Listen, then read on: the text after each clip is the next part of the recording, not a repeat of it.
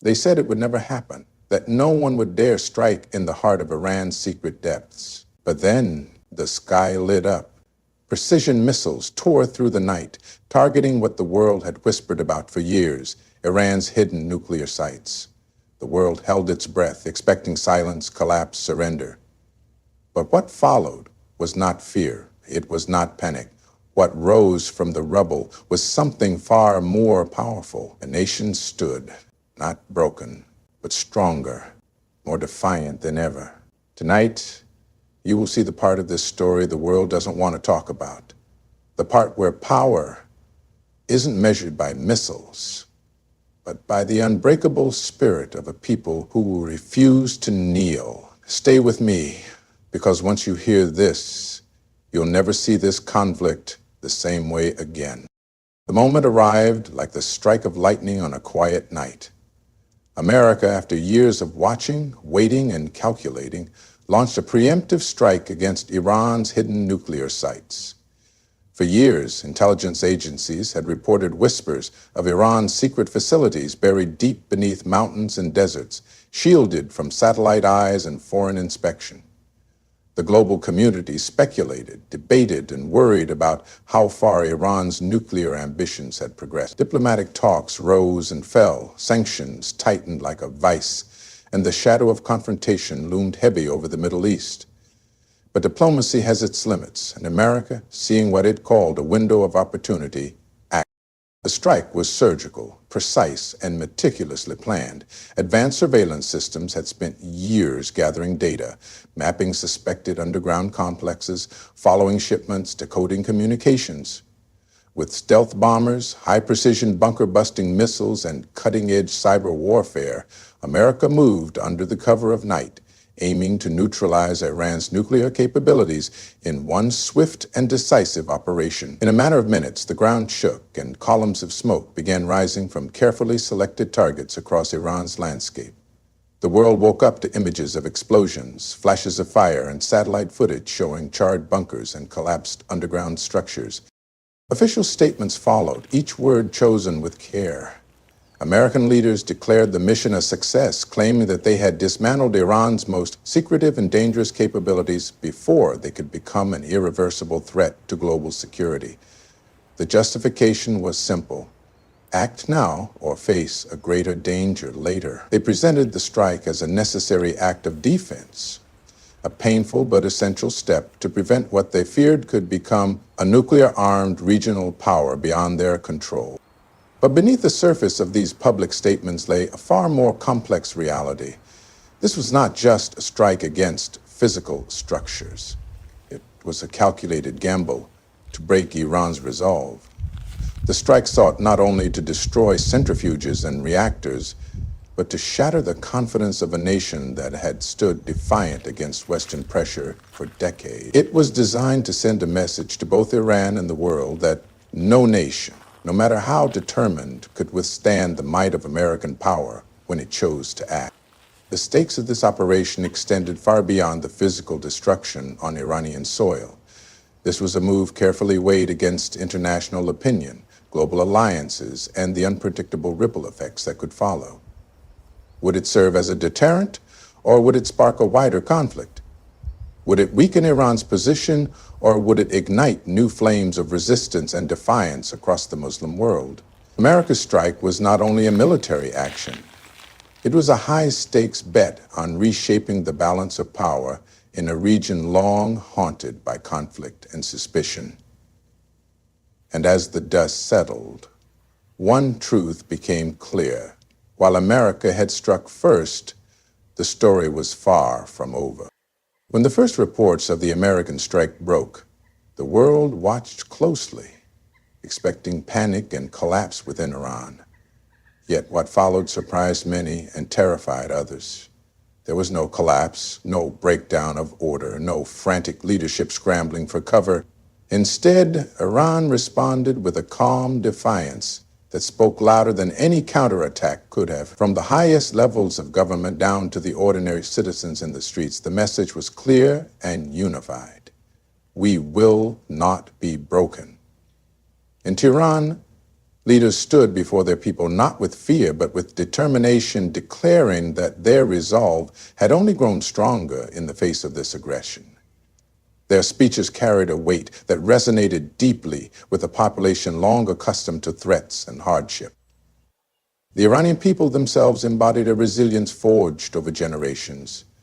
This was not the first time foreign powers had tried to break their spirit. Since the Islamic Revolution of 1979, Iran had endured waves of sanctions, diplomatic isolation, covert operations, and military threats.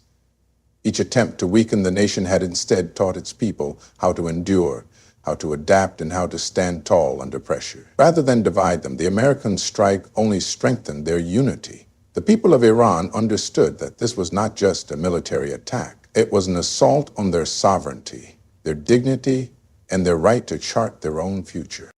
In the days following the strike, images circulated worldwide of massive gatherings in city squares. Flags waved defiantly, chants rang through the air, and millions stood together, not as victims, but as warriors of patience. This was not the defiance of recklessness, but the quiet power of a people who have learned that true strength lies in endurance. The leadership framed the attack as yet another chapter in a long story of Western aggression, a story that the Iranian people knew all too well.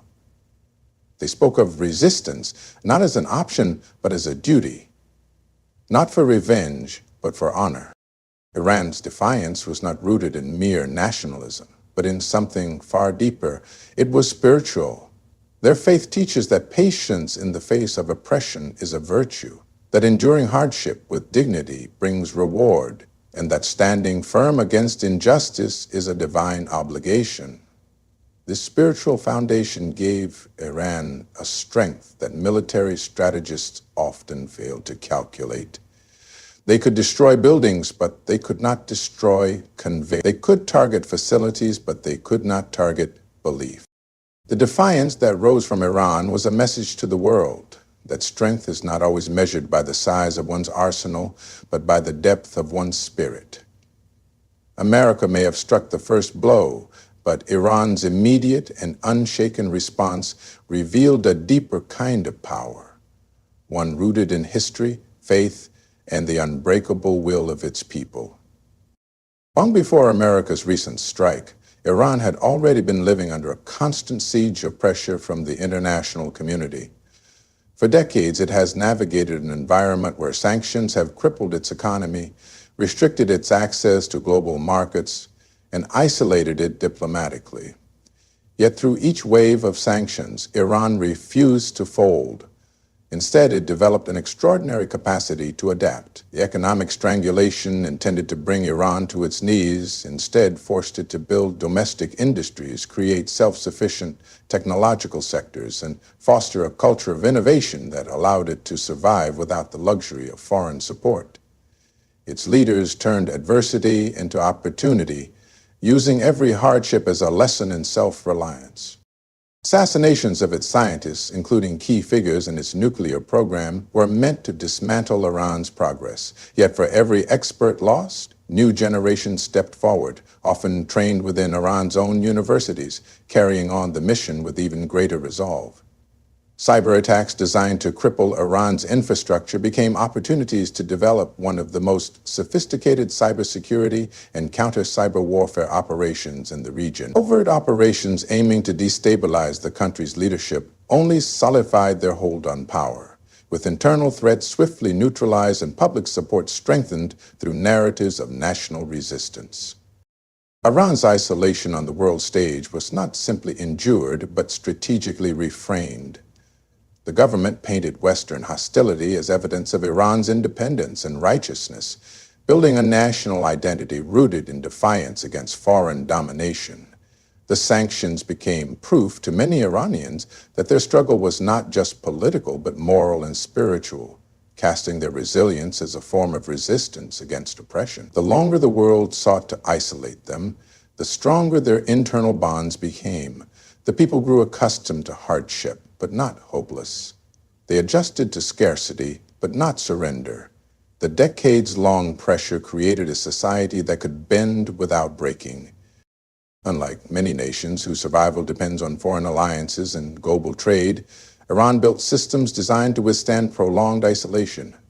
Domestic agriculture, energy independence through vast oil and gas reserves, and an internal market capable of sustaining its population allowed the country to function even when cut off from much of the global economy. It developed intricate networks of regional alliances and non-traditional trade routes to bypass many of the sanctions imposed on it, strengthening ties with nations who shared its anti-Western stance or who valued its resources and strategic position. This long history of surviving sanctions, sabotage, and isolation has hardened Iran into something far more formidable than its adversaries anticipated. It is not simply a nation surviving under pressure, it is a nation thriving in defiance of that pressure. The strike on its nuclear sites did not catch Iran off guard, but rather unfolded against the backdrop of a people well accustomed to enduring external threats. The scars of the past have become the armor of the present, making Iran a uniquely resilient force in a world where many thought it would have already fallen. The moment America's strike on Iran's hidden nuclear sites was revealed to the world, its impact rippled far beyond the borders of Iran itself. Across the Muslim world, from North Africa to Southeast Asia, the echoes of the attack stirred deep emotions.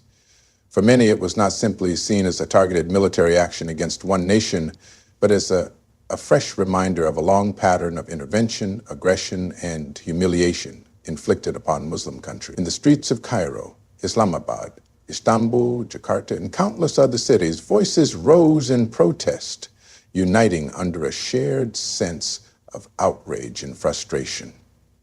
The strike was interpreted as yet another attempt by a global superpower to dictate terms to the Muslim world, undermining sovereignty under the guise of global security. Throughout history, Muslim nations have seen one of their own fall victim to foreign interference time and time again. From the invasions of Iraq and Afghanistan to the destruction in Libya and Syria, to the continuous occupation and struggle in Palestine, many Muslims have carried within them a growing sense of injustice. The strike against Iran reignited these wounds. It rekindled the collective memory of a century-long struggle marked by colonialism, exploitation, and manipulation by outside powers. The timing and precision of America's strike became a symbol of how the sovereignty of Muslim nations is still considered expendable in the pursuit of Western interests. As protests erupted, conversations began to shift across the Muslim world. Intellectuals, religious scholars, political leaders, and ordinary citizens found themselves asking the same urgent question: how long will we remain divided and vulnerable? For decades, divisions between Sunni and Shia, Arab and Persian, conservative and progressive, rich and poor, have kept the Muslim world fractured. These divisions have often been fueled and manipulated by foreign powers to prevent any serious collective strength from emerging. But the strike on Iran served as a stark reminder that, regardless of sectarian or political differences, the Muslim world shares a common vulnerability when foreign aggression strikes. Many saw Iran's defiance as a reflection of their own desire for dignity and independence. The attack became a rallying point, not necessarily because of political alignment with Iran's leadership, but because it symbolized a broader struggle against foreign dominance that transcends borders. The Muslim world, diverse as it is, recognized the deeper meaning behind the strike. When one stands alone, all remain exposed. The growing sense of unity was not based on ideology, but on survival. It was a call to set aside internal differences and recognize that the security, dignity, and future of the Muslim world could only be protected through collective strength. The world powers that once counted on these divisions to maintain control are now facing a new challenge. The strike intended to weaken Iran has instead stirred a conversation that threatens to awaken something much larger, a movement toward Muslim solidarity. A silent but growing realization is spreading that if the Muslim nations continue to stand apart, they will continue to be vulnerable. But if they stand together, they could form a force that even the most powerful nations cannot ignore or manipulate. Behind the military operations, the political statements, and the calculated strikes, there lies a deeper fear that drives much of the West's actions toward Iran. It is not only Iran's nuclear ambitions or its military capabilities that unsettle global superpowers. It is the growing possibility that Iran's defiance might inspire a much larger awakening across the Muslim world. For decades, Western powers have depended on a fragile system of division, where Muslim nations remain fractured along sectarian, ethnic, political, and economic lines. This division has allowed foreign powers to maintain influence, extract resources, and dictate terms across the region. But the sight of a Muslim nation standing tall under relentless pressure threatens to upend this long-standing arrangement. Iran's ability to withstand years of sanctions, assassination plots, cyber attacks, and now open military strikes sends a powerful message. It tells the world that a Muslim nation can refuse to be dependent, can resist foreign dictates, and can build its own path forward, even under the most severe external pressure. This example is not lost on other Muslim nations, many of whom have also experienced varying degrees of foreign interference and control. The fear in Western capitals is that Iran's endurance could serve as a blueprint, a spark that ignites a larger movement of Muslim nations seeking to reclaim their sovereignty, unite their interest, and challenge the dominance of Western global structures. The West has long relied on regional rivalries, arms sales, military bases, and political alliances to keep Muslim nations dependent and divided. The oil wealth of the Gulf, the political instability of North Africa, the sectarian conflicts in the Levant, all have served to keep the Muslim world fragmented, unable to unite under a common cause. But Iran's survival against immense odds raises the question, what if these nations began to see beyond their division? What if the lessons learned from Iran's defiance became the foundation for regional cooperation, economic independence, and mutual defense? Such a shift would not only threaten Western influence in the Middle East, but would alter global economic and political power dynamics. The Western fear is not purely military. It is also ideological. A united Muslim bloc that controls vast natural resources, sits on critical trade routes, and commands over 1 billion people would become a global force no longer easily manipulated. It would challenge financial systems, trade networks, and political alliances that have long been dominated by the West. The potential rise of independent Muslim media, educational institutions, scientific collaborations, and defense pacts would further erode the cultural and psychological control the West has exerted for generations. America's strike on Iran in this context is not merely about targeting nuclear facilities, but about sending a broader message that defiance will be met with force. Yet paradoxically, every act of aggression also risks fueling the very unity the West fears most. As the Muslim world watches Iran's endurance, many are beginning to ask whether it is finally time to set aside old differences and stand together. In that possibility lies a future that deeply unsettles the existing world order. As powerful as America's missiles may be, as sophisticated as its intelligence might appear, there remains one force that no technology can penetrate, no weapon can destroy, and no strategy can outmaneuver: the unbreakable faith of a people whose strength comes not from their arsenals, but from their hearts. This is the true power that sustains Iran's defiance, a spiritual resilience rooted deeply in their identity, history, and unwavering belief that their struggle is not just political, but sacred.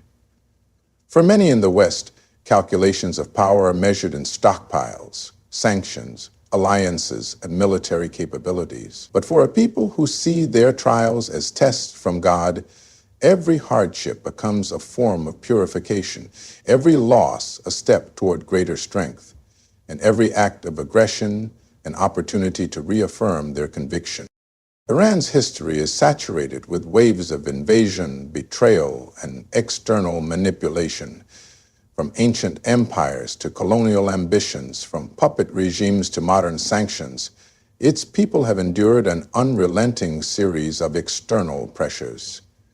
Yet, with every attempt to control or break them, they have discovered new reserves of patience, unity, and purpose. Your faith teaches that endurance in the face of oppression is not weakness, but honor, that the path of righteousness is often paved with sacrifice, and that true victory belongs not to those who dominate in the moment, but to those who remain steadfast through the storm. This unbreakable spiritual core also provides Iran with something its adversaries cannot fully understand or counter: the power of generational resilience. The youth of Iran, who have grown up knowing nothing but sanctions and threats, do not carry the mentality of victims.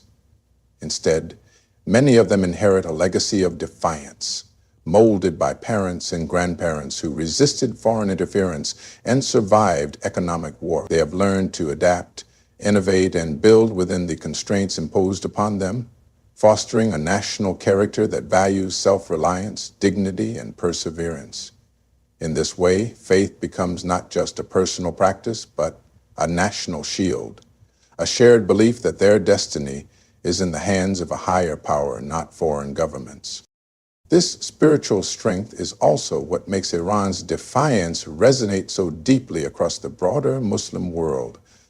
Muslims globally see in Iran's resistance a reflection of their own longing for dignity, sovereignty, and justice. They understand that while bombs can level buildings, they cannot level belief. While sanctions can disrupt economies, they cannot disrupt a nation's will to survive and remain true to its identity. This is the fear that lingers in the hearts of those who seek to control the Muslim world, that one day more nations might discover that the greatest power they possess is not in their weapons or wealth, but in the unshakable spirit of a people who refuse to be broken. As long as that spirit burns, every strike against them becomes a reminder, not of weakness, but of strength that cannot be conquered. And so, while the world watches missiles fall and speeches echo in grand halls, something much deeper unfolds beneath the surface. America struck Iran's hidden nuclear sites, believing it could end a threat, crush a nation's will, and send a message to the world. But what they encountered was not just a military opponent. They faced a people anchored in something far stronger than weapons or politics. Iran did not collapse. It stood defiant, rooted in faith, bound by history, and strengthened by every trial it has endured. Across the Muslim world, eyes are opening, hearts are stirring, and an ancient truth is rising again, that true power does not lie in who strikes first, but in who refuses to fall. This is not merely a story about Iran. This is